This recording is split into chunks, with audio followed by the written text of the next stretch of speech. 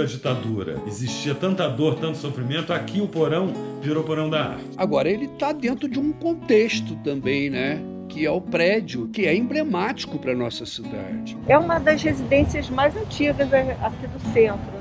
Era um espaço agradável, pequeno, bem histórico. E o teatro era fascinante. A gente queria subir naquele palco. Essa casa é de 1843. Quem faz essa casa foi inclusive um sócio do barão. A nossa cultura, o nosso conhecimento em prol da nossa cidade. Aquela casa foi construída no auge da cafeicultura, né, que vai ser ali na década de 50, 60. Eu sabia qual era a exposição que estava lá, eu sabia que eram os mesmos quadros, as mesmas molduras, as mesmas obras, mas eu entrava para rever. E hoje tenho a sensação que não as via do mesmo jeito cada dia que eu entrava. Você está falando em cultura, você chega na história, que é a história de Nova Friburgo. O Centro de Arte, ele é porta, né? Ele é calçada. Ali acontece tudo. Mas ele estava lotado nas cadeiras, estava lotado com gente sentado no passadiço e com pessoas em pé nas laterais. Nós éramos moradores do Centro de Arte. A gente não ia embora, a gente queria ficar mais. Durante muito tempo, o sonho de todo artista era se apresentar no Centro de Arte. Tinha um glamour, sabe? As pessoas se arrumavam. Isso me marcou muito. O Centro de Arte tinha como uma nossa segunda casa. E a arte é o excesso de energia, né? Considerações finais, Nego. Estamos aqui mais uma vez vargando, hoje vargando história. Nesta série, levamos a todos históricos de lugares, construções, pessoas, fatos e canções. Neste, vamos conhecer ou relembrar a história de uma das edificações mais importantes da cidade de Nova Friburgo, beleza serrana do interior do estado do Rio de Janeiro. Este solar, que testemunhou e protagonizou toda a história da cidade, tem em sua base um porão, mas não é um simples porão, e sim o porão, estrutural, cultural, educacional e social. Por anos, sob os pés das decisões municipais e principal berço da arte de Nova Friburgo. O porão da Casa do Barão de Nova Friburgo. Assunto dos próximos minutos da sua line. Com o apoio da energia cósmica e sob o olhar do Cruzeiro do Sul, este é o Vargando História, o porão da Casa do Barão de Nova Friburgo. Divirtam-se. Hora do show.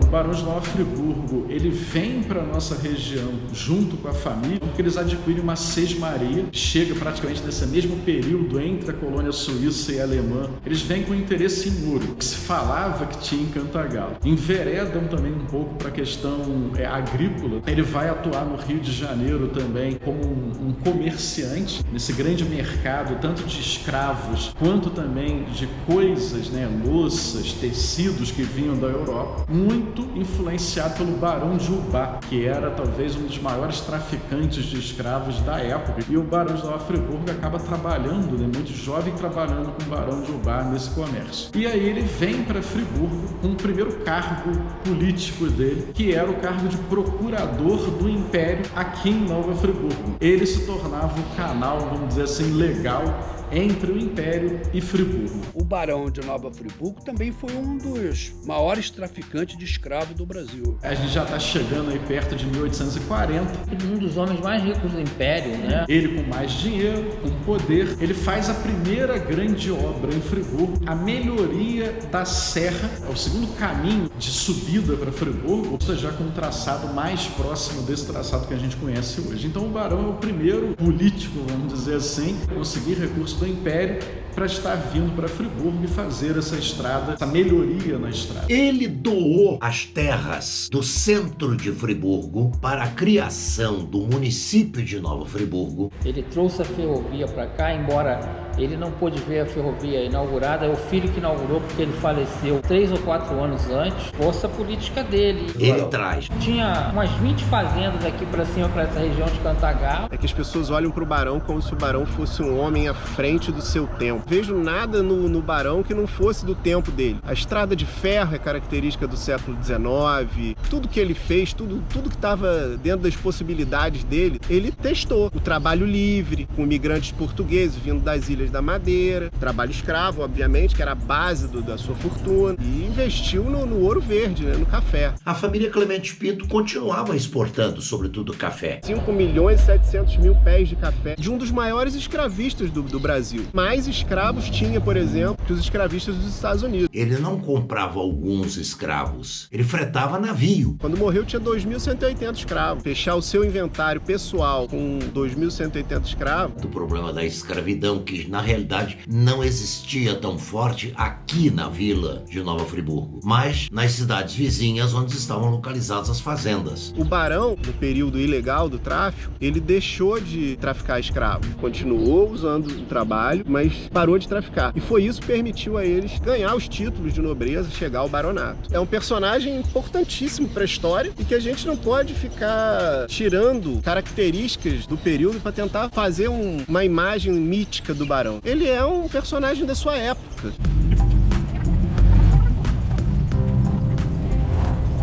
Residência do Barão de Nova Friburgo, do Antônio Clemente Pinto. A família Clemente Pinto, eles tinham várias propriedades de Friburgo. Para falar das maiores, vamos falar desse solar, é uma das residências mais antigas. Essa casa é de 1843. Quem faz essa casa foi inclusive um sócio do barão, era o Jacob van Erven, um holandês. Muito da riqueza do barão se dá por essa amizade, essa sociedade. Ele se dava ao luxo de ter aquela propriedade ali, que é o prédio mais antigo de Nova Friburgo. Um pouco mais à frente, em 1860, o barão inicia o processo de construção, onde hoje é o Country Club, para ser o quê? Lá seria uma casa de festa, uma casa de recepção. Que era uma morada dele de veraneio, digamos assim, de descanso, porque era uma chácara. Lá ele chama o Glasiou, né, que é o paisagista do Império, para fazer os jardins. Um arquiteto, que é o Gustavo Weinel, que é um outro arquiteto alemão, para fazer a obra do chalé. O Weinel é o mesmo que faz o Palácio do Catete, né, o Palácio Nova Friburgo, no Rio de Janeiro. O imperador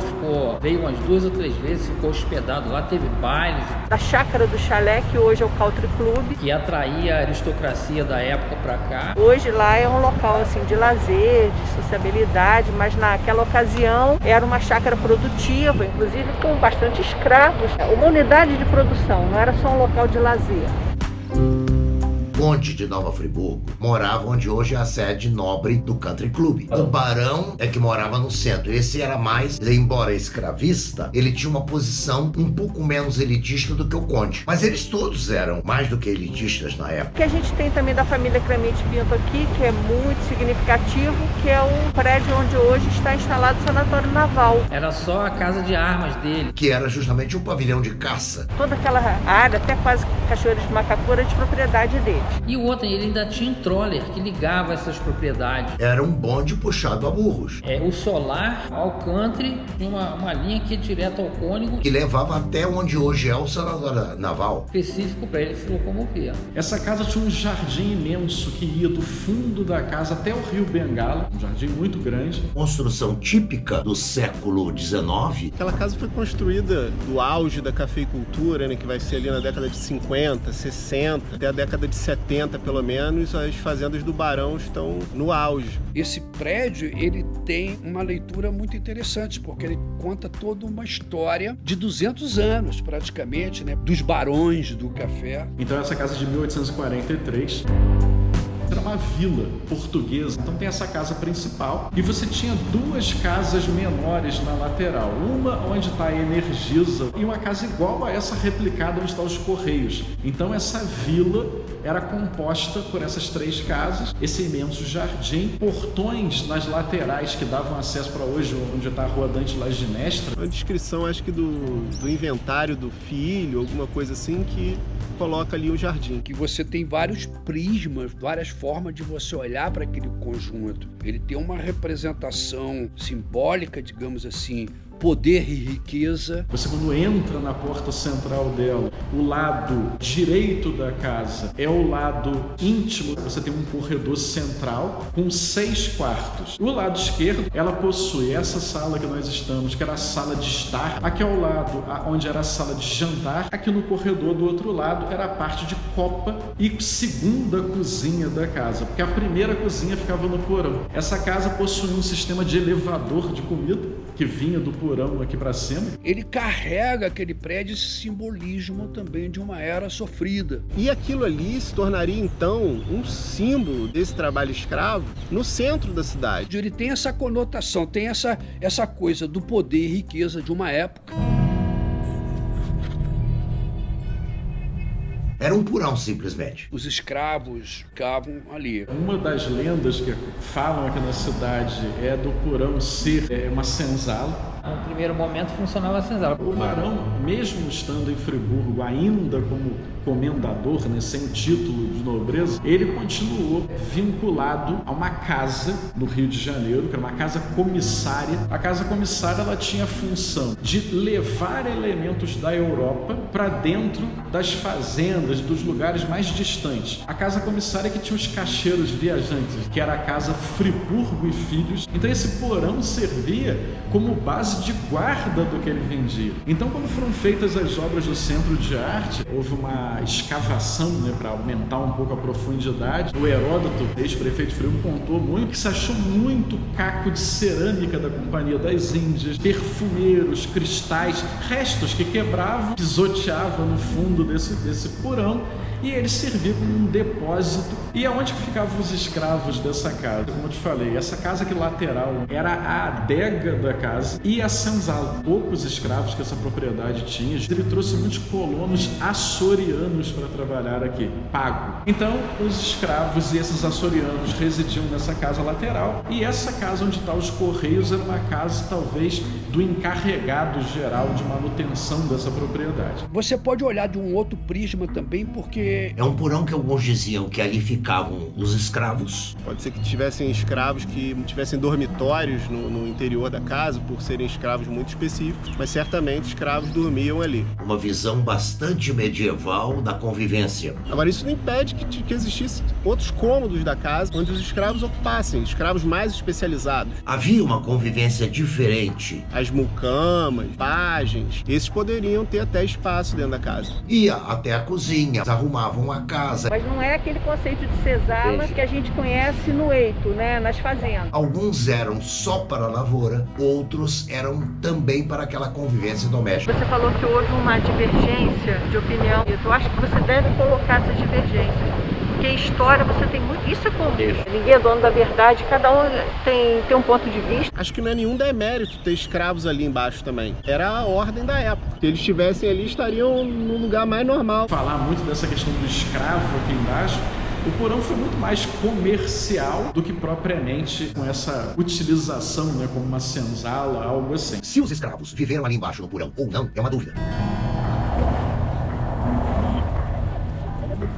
Esse é outro problema, né? O barão morreu em 1869, o inventário só foi fechado em 1873. Tem uma diferença, por exemplo, cambial aí, né? Começa uma crise de plantação em Cantagalo, surge uma doença que vai dizimar os cafezais da nossa região. Teve a abolição, então você junta a falta de mão de obra explorada de graça, junta a questão dessa crise cafeeira, e a família começa a ter realmente perdas de capital e começam a venda das propriedades. A família Clemente Pinto, já na terceira geração, ela já estava assim, quebrada. Pai rico, filho nobre, neto pobre. E logo esses filhos decidem vender essa propriedade. Então eles saíram vendendo as propriedades deles, a vender o pavilhão de caça para a Marinha do Brasil, onde é o sanatório naval, a chácara do chalé para a família Guinle, e aqui foi vendido para a prefeitura municipal. A Câmara tinha esse poder legislativo e executivo ainda nesse período. Eles tomam a decisão de comprar essa casa.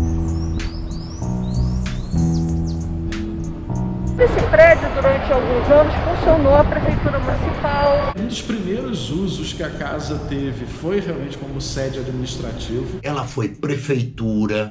Funcionou a Câmara Municipal também. Câmara de Vereadores. A área do jardim foi cedida a um dos times de futebol à época para ser usado temporariamente. Então já serviu de cadeia, de prisão. Foi uma cadeia pública. Não tinha onde levar os presos por curto espaço de tempo. Temporariamente. A casa passou a ser Câmara de Vereadores novamente. A Câmara dos Vereadores, que tem fatos históricos ali, até fatos marcantes, até tragédias são marcadas na Câmara dos Vereadores. Ela foi biblioteca. Já foi biblioteca também. Eu me lembro frequentando a biblioteca pública que funcionou ali em cima por muito tempo. A oficina escola foi criada no casarão, né, a parte superior. Onde funciona a Fundação Dom João VI. É um ponto de cultura, né, que foi oficina escola durante muito tempo, e hoje abriga a Fundação Dom João VI.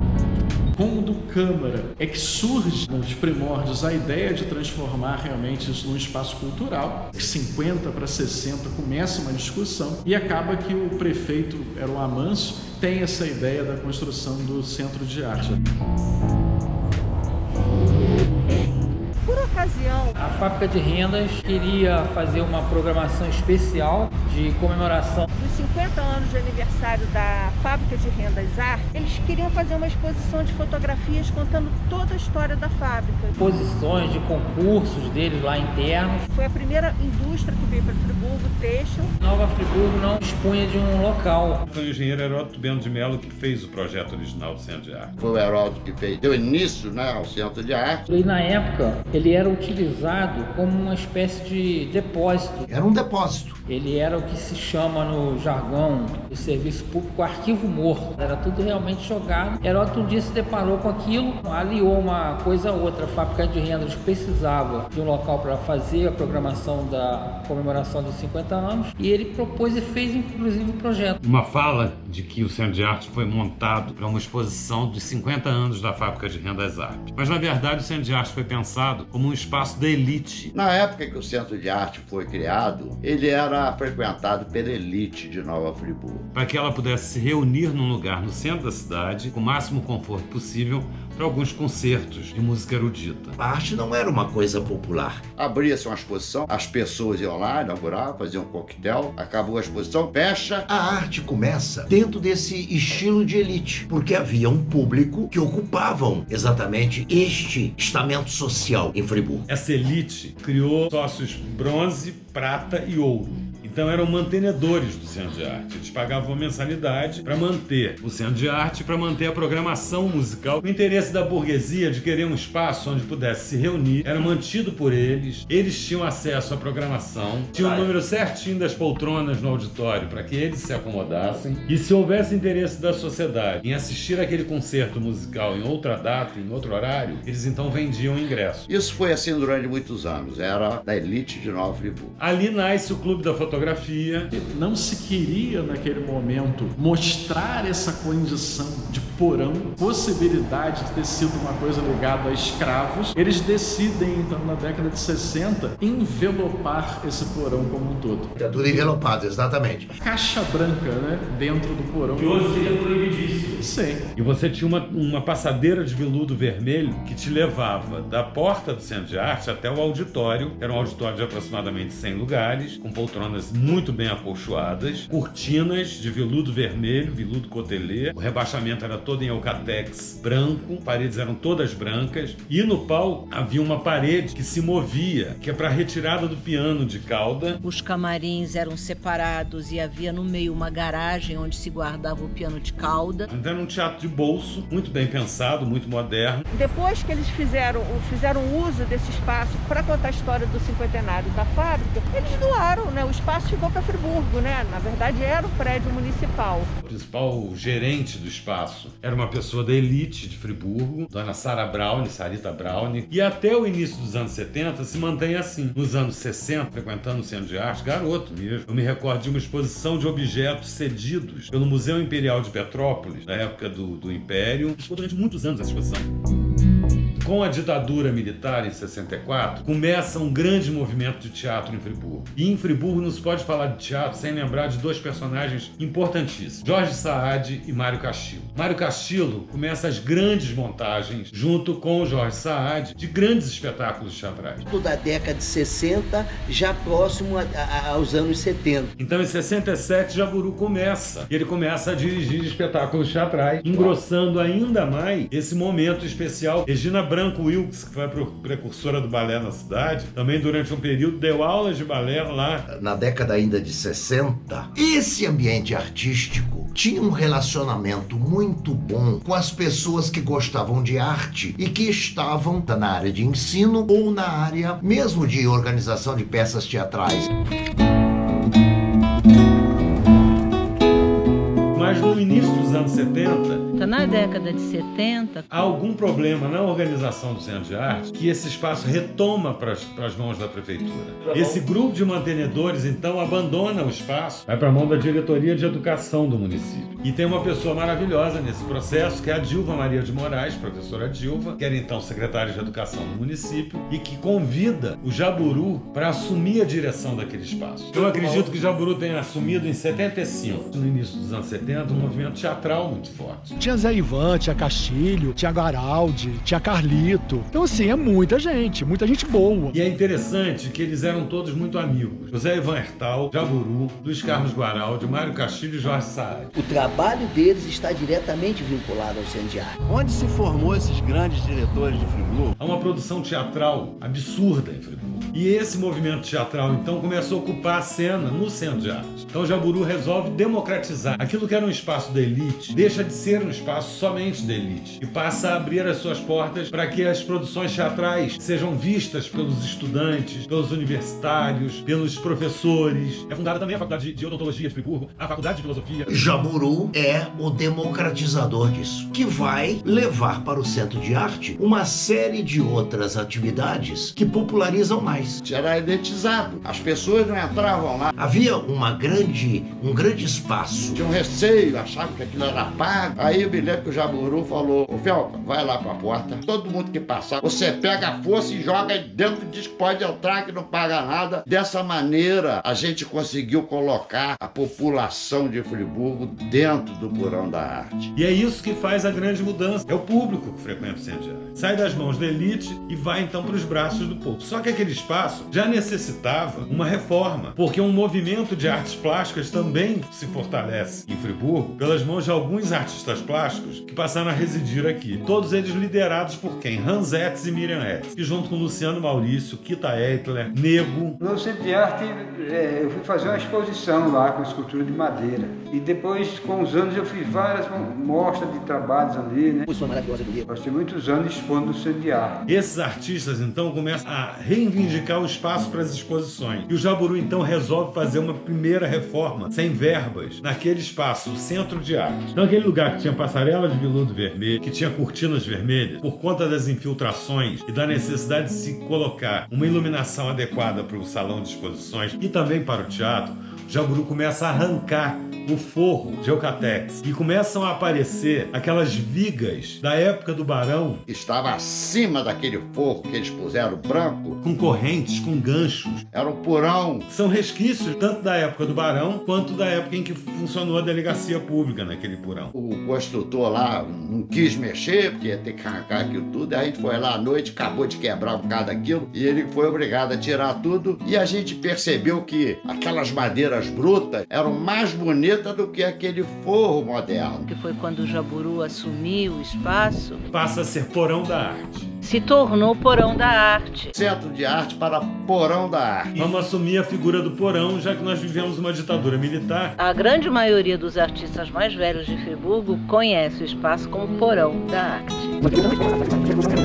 Reformou aquilo tudo. A gente conseguiu correntes para poder pendurar aqueles painéis no centro. Consegui doação de vasos de planta e não tinha quem levasse pra gente. Uma ambulância que estava lá parada, ele foi lá buscar essas plantas. As plantas foram de ambulância lá pro Centro de Arte. E o Jaburu foi tão ousado que ele criou um espaço, um foyer, antes da entrada do teatro. No foyer de entrada, né, era uma sala onde havia um barzinho e uma pequena biblioteca teatral. A gente fez um pequeno barzinho, uma lanchonete que, infelizmente, nunca funcionou. Tinha que ter concorrência pública para abrir o espaço. A época do governo acaba a rua. Então aquele barzinho ficou ali quase que de enfeite. Eu me lembro que na época ele levava as coisas da minha casa. A maioria das vezes havia muita revolta por parte dos artistas, porque não havia nenhum incentivo àquele espaço. E graciosamente nós ficamos até a madrugada lá trabalhando, pintando parede, fizemos um sistema de iluminação com esgoto. Aquilo era mantido pela boa vontade dos artistas e, sobretudo, pelo desprendimento do Jaburu. Um homem apaixonado pelo que fazia. Convivia com essa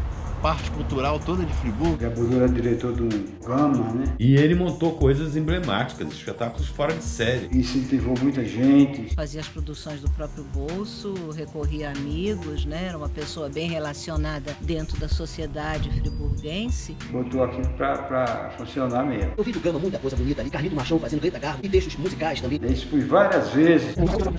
Isso lá em 60... Os 70, 71, por aí. E a gente era democrático. A gente abriu espaço para quem tinha um trabalho a mostrar. Eram 11 grupos de teatro que se revezavam no centro de arte. Porque na época o porão não tinha uma cabine de som e luz adequada, nem aparelhagem adequada. E a iluminação, se você jogava os pesos dentro do ácido para acender os refletores. Nós tivemos ali aula de mímica e pantomima com um dos maiores mestres. Foi Héctor Grillo, um argentino. Nós tivemos ali música com Cecília Conde. Trazia peças de fora do Rio de Janeiro. Cursos de teatro, de formação de atores com Carlos Murtinho. Todos os espetáculos que vinham a Friburgo nos anos 70, os artistas, consagrados ou não, dividiam com os artistas que residiam na cidade seus conhecimentos, suas experiências. Isso foi muito rico. As placas, eu fazia lá na porta do cartaz, a mão, pitando. Ele já teve curso de datilografia nos anos 70. Não tem lugar para botar um curso de datilografia. Ocuparam as salas com máquinas de escrever. Curso de flor. Bota lá no centro de arte. Corte e costura. Bota no centro de arte. Exposições de pintura, exposição de desenho, lançamento de livro, teatro, show de música, todos os tipos de atividade.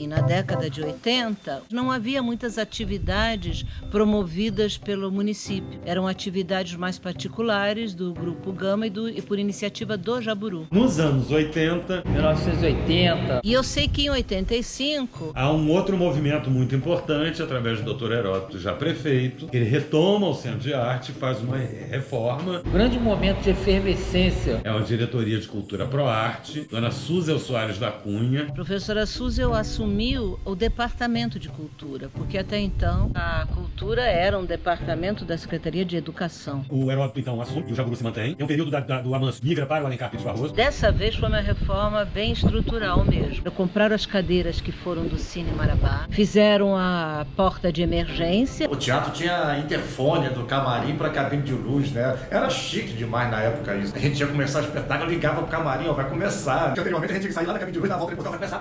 Tinha cortina de veludo verde, as poltronas confortáveis, né? Tudo equipado com iluminação, 86, 87, tudo. Então essa reforma foi muito bem aceita pelo meio artístico e nessa época resolveram batizar novamente o espaço com o nome original, que foi Centro de Arte. A partir daquele momento da década de 80... E a procura era tanta de artistas para exporem. Era um espaço de muita convivência. Na Secretaria de Cultura, na época, tinha um Fusquinha. Friburgo não tinha mais cinema nos anos 80. E na época, vale lembrar que o videocassete era uma novidade. A projeção de vídeos. E aqui em Friburgo só existia uma videolocadora. Festivais de cinema. Então passamos filmes inéditos. Fila chegava a dar volta na rua Ernesto Brasílio para pegar a senha. Os festivais de arte. Tinha exposições. Exposição do negro. Tem lá um desenho que foi feito assim sem compromisso, né? O forró, o trabalho branco e preto. Tá até precisando fazer algum reparo, né? Está muito tempo fechado. Quando me convidarem eu vou lá fazer esse trabalho. Vinham coisas do exterior, através do Instituto Goethe, o Instituto Italiano, Maison de France. Mas grande felga, vi coisa do felga maravilhosa. A única despesa, digamos assim, que nós tínhamos era a gasolina para ir buscá-los no Rio, com o tal do Fusca. E havia uma produção local bastante grande, havia vários grupos, porque quando você tem um espaço ativo que proporciona ao artista local poder fazer uma temporada, é o que realmente faz com que a arte prolifere a arte e a cultura.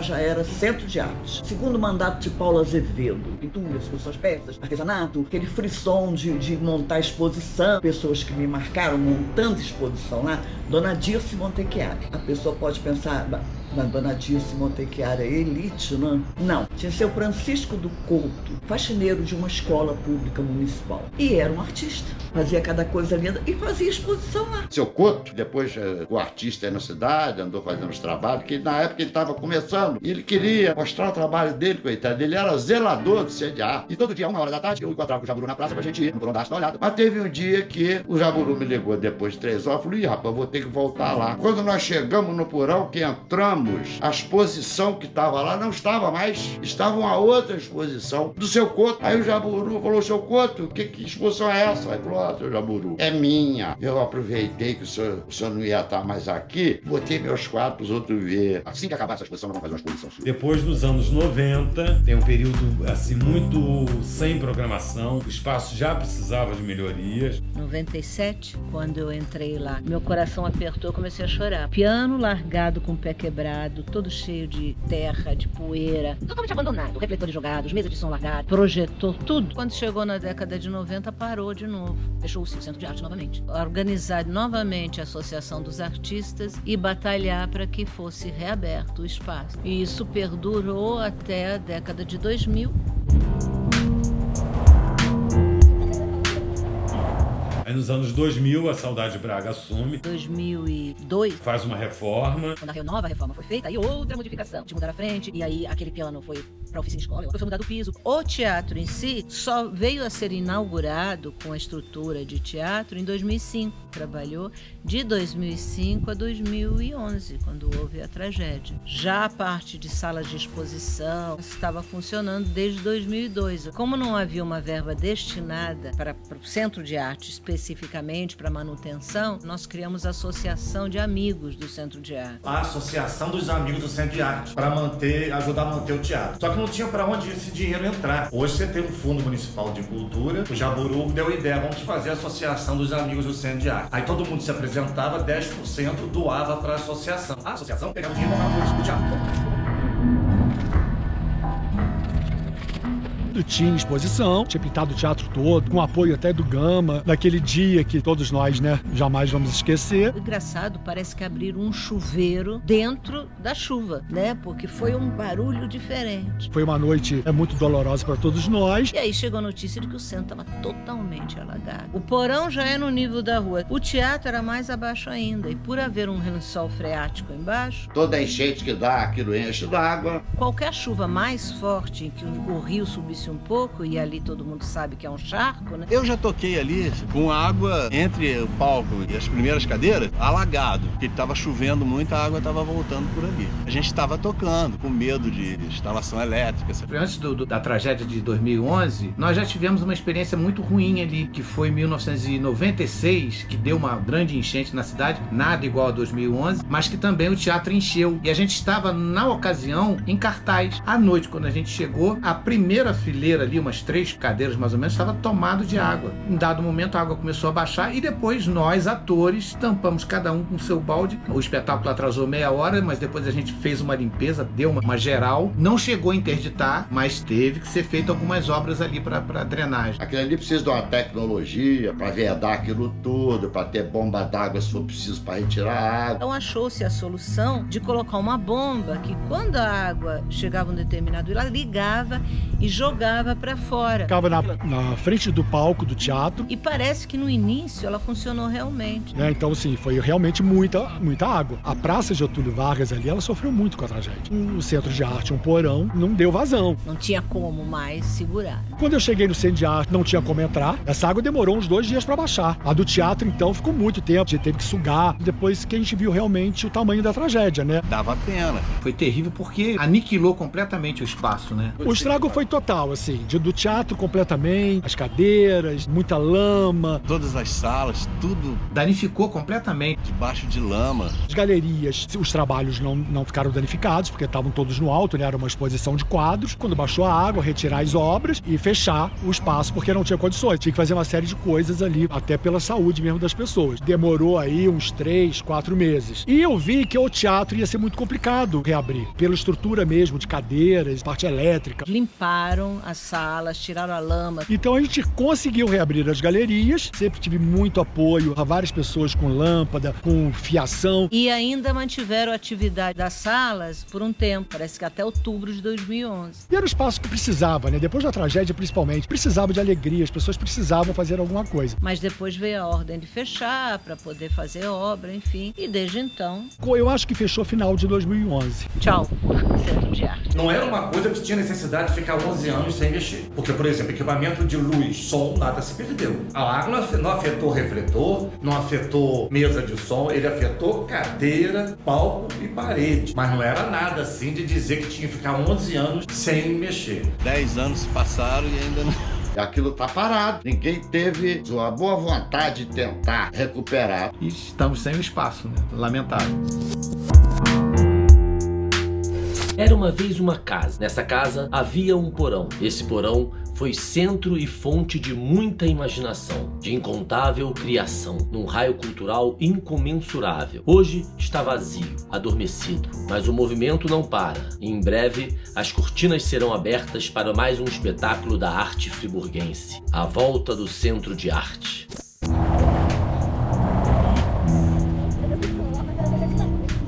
A lembrança que eu tenho do Centro de Arte. É a primeira peça que inaugurou o Teatro Bebete Castilho, que é o Canto da Cotovia, fez a gravação no vidro da lâmpada com todos os nomes de todo mundo que participou. Cada pessoa que participou ganhou uma lâmpada. Ele tem uma referência como local de encontros desde a minha infância. Eu lembro de passar com a minha mãe ali e olhar aqueles buracos que tem ali, aquele monte de buraco assim, como se fosse olhos assim me olhando. A altura que eu tinha era exatamente a altura daquele buraco.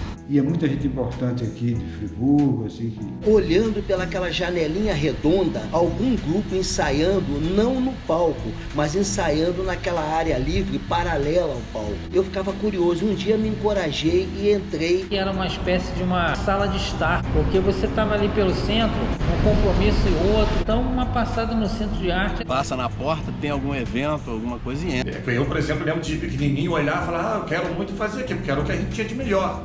De encontro que a gente torcia para chegar sábado, porque sábado era realmente, sábado e domingo era o dia que aquela fervia de gente. Tinha espetáculo de quinta a domingo, e assim, vários grupos diferentes. De quinta a domingo, de sexta a domingo. Era uma coisa atrás da outra, uma coisa atrás da outra. O primeiro espetáculo que eu vi assim, profissional no Centro de Arte, profissional digo a nível de teatrão, Tarcísio Meira. Eu assisti ali Tarcísio Meira e Glória Menezes, Valmor Chagas, assisti Ítalo Rossi, Ivan Albuquerque. Amir Haddad. Em vários e vários espetáculos nós tivemos a possibilidade de bater recordes de público ali. Eu lancei o meu primeiro livro no Centro de Arte. Com Jane Airão, Jane adapta o livro da Hamilton Werneck. Se você finge que ensina, eu finge que aprendo. E lancei meu segundo livro no Centro de Arte. A gente fazia iluminação com fios passando por cima da plateia, que hoje nem seria permitido. Você acendia na chave, que era assim, tipo ferradura, que cada vez que você ligava o refletor, saía um foguinho, né? Num grupo chamado Ramiz Erezeu. Giovanni Bisotto, Vitor Ludolfo, Rossi Abud, Wagner Pinguim, Marcos Teixeira. Damos uma apresentação no Centro de Arte. Foi um sucesso. Foi ali que a gente começou. Fui ao Centro de Arte levado pelos meus pais para assistir uma montagem de Plúcio e o Fantasminha, de Maria Clara Machado. E o Perna de Pau era o Bisotto Neto, pai do Giovanni Bisotto. Então estava sempre aberto. Eu me lembro de uma exposição das obras do Negro e me chamou a atenção o seguinte: todas estavam vendidas. Muitos diretores, fábricas aqui em Friburgo compravam essas obras. Os fantasmas, né, que todo teatro tem ali, no Purão, uma ex-senzala, e a gente adorava torturar os guardas, né, que iam tomar conta. A gente ia embora e falava, tchau, cuidado aí que de noite tem fantasma.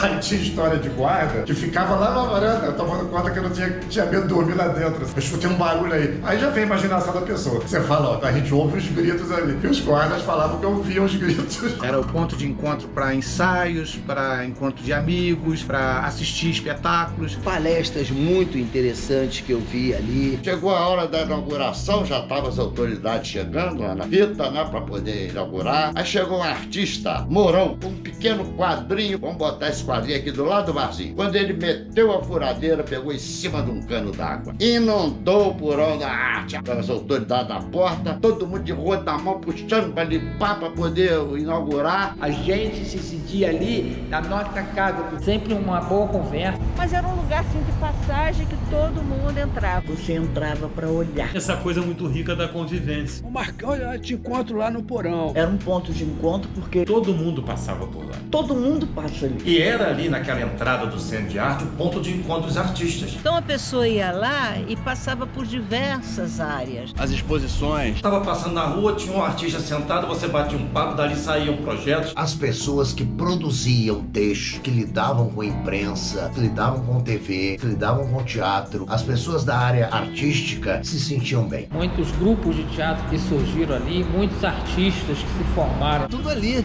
e o pessoal entrava. Passava, tinha um ensaio de teatro. Posso assistir? Pode. Nessa entradinha, um encontrava o outro. Você estava ensaiando no espetáculo, quando você olhava na plateia, tinha lá um jovem, ou um senhor, ou uma senhora sentado assistindo o ensaio. E depois essa pessoa ia fazer teatro. Quem conheceu sabe o valor que aquilo tinha. E muita gente começou ali. Tem todo um clima lá dentro. Ele é vital para a cultura, para os artistas. É de passagem. Além do fato de ter o lado histórico. O Centro de Arte tem uma história fantástica. Enquanto você toma um café de 15 minutos, você assiste uma exposição. Sempre foi muito importante para a cultura friburguense. Você entra e lê uma parte do livro, você vê uma exposição, você escuta uma música. O palco, as cadeiras, a técnica, a iluminação, sabe? Porque o espaço, além de ser central, ele é muito bonito, aquelas paredes grossas, né? Na época era aquilo tudo embalsado com óleo de baleia. Tem parede ali de 1 metro de largura, na verdade. Havia um trançado de ferro por dentro que não nos permitia ter uma visão geral do que estava acontecendo lá dentro. Mas nós sabíamos que era um espetáculo, vou ter uma exposição, hoje eu vou tomar coragem e entrar. O próprio ambiente onde era ponto de encontro de todos os núcleos culturais, ou seja, você estava ali, você se deparava com um artista plástico, com a música, com a literatura, exposições, cantores. Tinha muita poesia também. Onde se apresentam algumas peças. Dança. Essa interação era fundamental. Esse é o ponto positivo. Eu acho que essa é a grande riqueza daquele espaço. O intercâmbio entre as classes artísticas. Ter sido um espaço de todo mundo. Nunca conseguiu ser um espaço nem da elite, nem só de uma classe de artistas, não. Aquilo era um espaço de todo mundo. E a sociedade, claro. É um local central. Mas ele é um lugar central, é no meio da praça de Getúlio Vargas. Maravilhoso porque está na Praça de Nova Friburgo, onde passa todo turista, passa todo mundo. Faz parte do centro urbano, é a continuação da calçada, eu acho. E faz muita falta em Friburgo um local assim. Originalmente Centro de Arte. Nos anos 70, com essa reforma do Jaburu, que abre todos os espaços, que retira a cortina de veludo vermelho do teatro, passa a ser Porão da Arte. Porão da Arte. Algumas pessoas acham que é artes, mas não é. É Centro de Arte no singular. Centro de Arte, uma plataforma que reúne todas as manifestações artísticas. Porque a arte abrange um todo, né? Não é necessário dizer artes. Na literatura, por exemplo, é literatura, não são literaturas, né? Agradeço imensamente aos nossos narradores, contadores de histórias, que vargaram suas lembranças e sabedorias para ilustrar e enriquecer nossa imaginação. Clarearam nossa mente com memórias e fatos dessa casa, ponto fundamental na história da cidade de Nova Friburgo. E dessa casa, seu porão, fonte de arte, cidadania e educação. Obrigado pelo tempo e espaço vargado por todos e os deixo com o epílogo desse registro audiovisual. Alegria!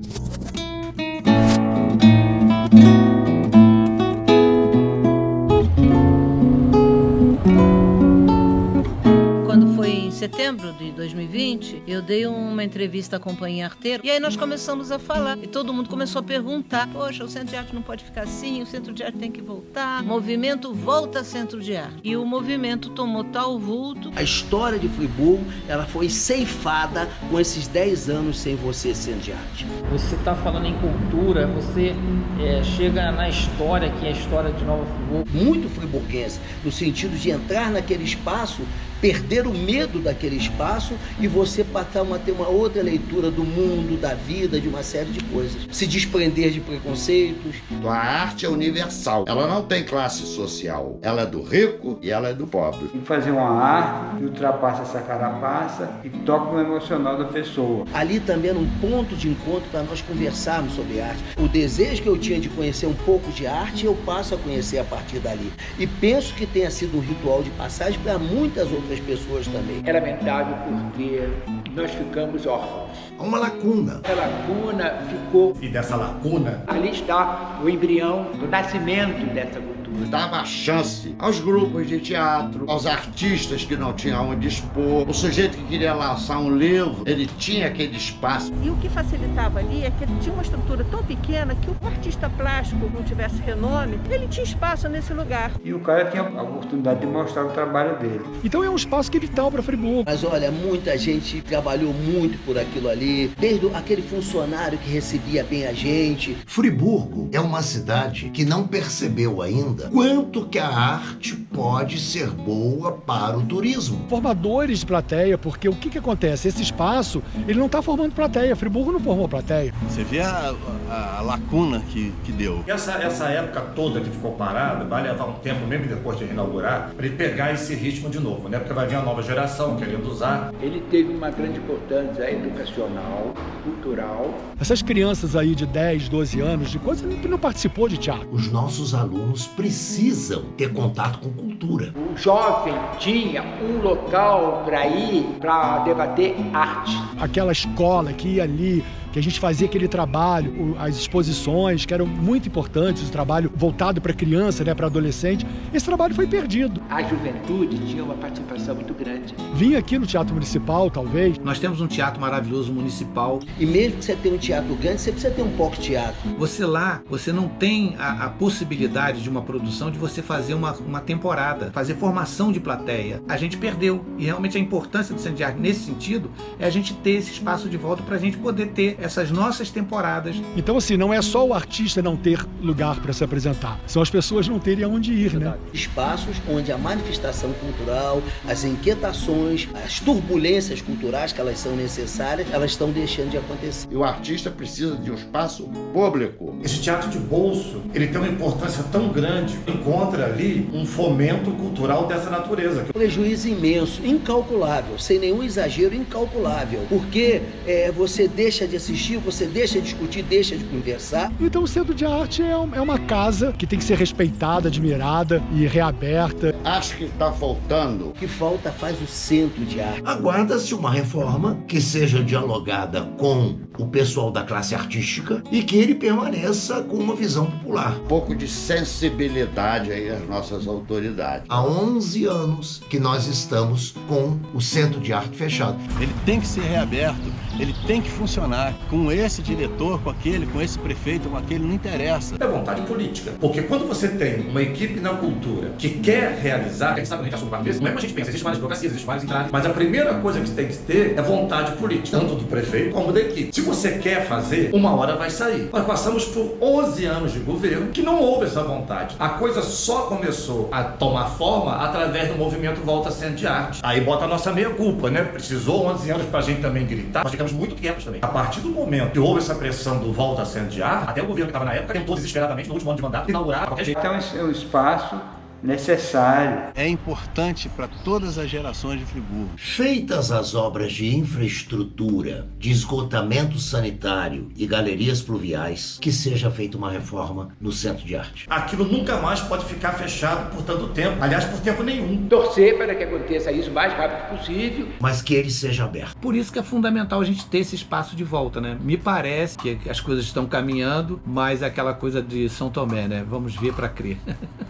Eu acho que não há condição de se terminar um governo municipal dizendo que governou bem se não reestruturar o Centro de Arte com os artistas friburguenses. Para que a gente possa ter de novo esse espaço. É fundamental. Onde não há cultura, o grande espetáculo é violência. Alguém disse certa vez que a cultura é a identidade de um povo. Um povo sem cultura perde completamente a sua identidade. E o friburguense não pode perder isso porque nós temos grandes artistas em vários setores. A arte é transformadora. Arte puxa turismo. Só através da cultura que o povo cresce. Convidar as pessoas que trabalham com arte para se reunir, né?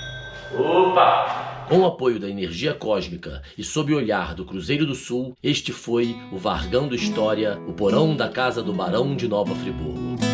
Eu estou fazendo essa gravação em homenagem a uma pessoa. Você me convidou, sou gratíssima, gosto muito de você, da sua família toda, mas eu estou fazendo em homenagem a uma pessoa, Osmar de Castro, meu grande amigo. A gente arrumava tudo, ajeitava daqui e dali, bota uma flor lá, ajeita o quadro. Quando a gente escutava aquele burburinho, já tinha gente lá fora. tá? Porta fechada.